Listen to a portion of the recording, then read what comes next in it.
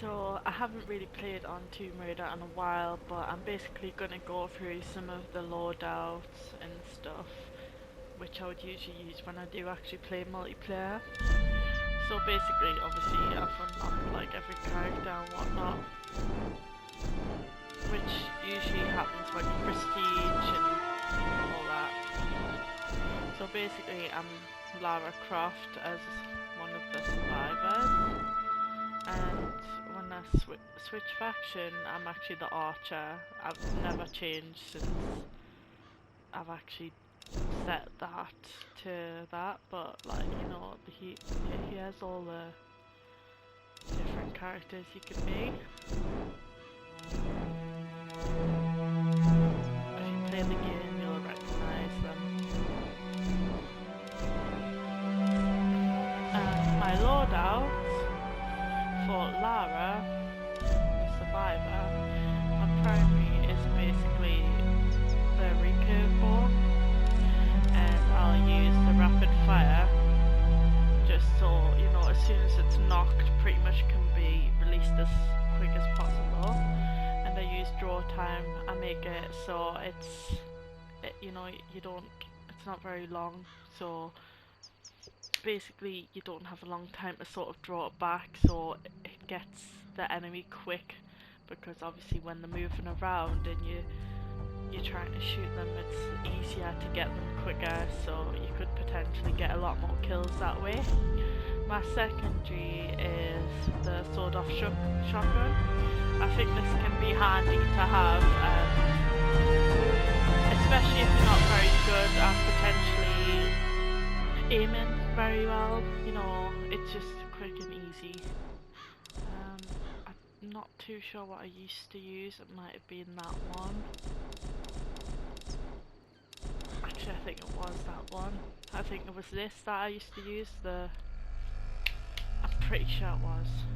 No, actually, I'm wrong. It was my primary, actually. It could be something like the submachine gun. I think it actually... No, it was this. It was the light machine gun. So if you ever wonder when I'm using the big gun, I think it's actually the light machine gun that I use. And I used to use this one too. I used to like that as well. But obviously that's in close quarters, so yeah, I use that as my secondary, which is really handy to have as opposed to these. Obviously close quarters again, as you can see, the damage is very high compared to the other ones, but yeah, the accuracy is not very good, which is obviously the reason why it's going to be so close. Rapid fire, the damage is very, very high. Still, yeah, firing rate is good.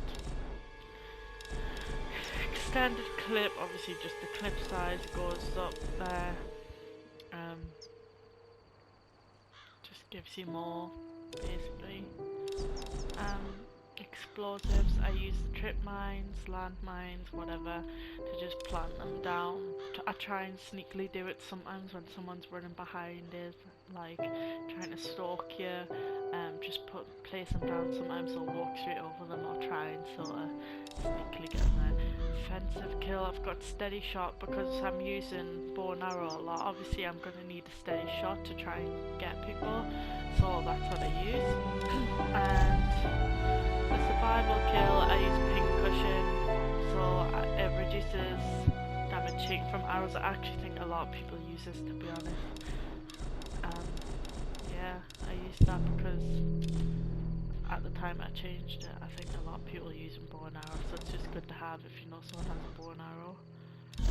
It takes like more than one shot to kill you. For the bad guy, I've got, again, the bow and arrow, the compound bow. For that I've got a napalm.